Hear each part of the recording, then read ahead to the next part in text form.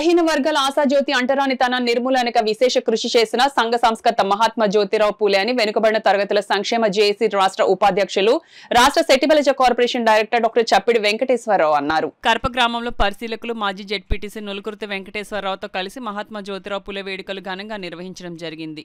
నులుకుర్తి వెంకటేశ్వరరావు మాట్లాడుతూ మహిళా అభ్యుదయానికి ఎంతగానో కృషి చేసిన మహనీయుడు పూలే అని స్త్రీలు ఖచ్చితంగా చదువుకోవాలని, ఆ రోజుల్లోనే మొట్టమొదటి మహిళా పాఠశాలను ఏర్పాటు చేసిన ఘనత పోలేదని తెలియజేశారు. కార్యక్రమంలో మండల తెలుగుదేశం పార్టీ అధ్యక్షులు దేవ్ వెంకన్న, మహిళా అధ్యక్షురాలు కోన వెంకటలక్ష్మి, కొండా వినాయక, నారాయణ, ఎంఏ అలీం, ప్రముఖ రచయిత కానూరి బద్రీనాథ్ తదితరులు పాల్గొన్నారు. జ్యోతిరావు పూలే ఆశయాల్ని మనం అందరూ ముందుకు తీసుకెళ్ళడానికి ప్రయత్నం చేయాలి. 1827లోనే పూలే జన్మించారు.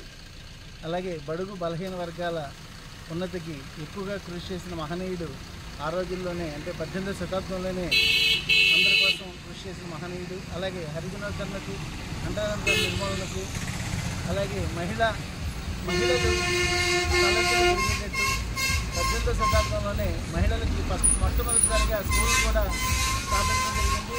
వారి యొక్క శ్రీమతి సావిత్రిబాయి పూలే సహకారంతో. ఎందుకంటే ప్రతి ఒక్కరు కూడా ఆయన ఆశయాలను ముందుకు తీసుకువెళ్ళాలని చెప్పేసి ఈ సందర్భంగా తెలియజేస్తున్నాం.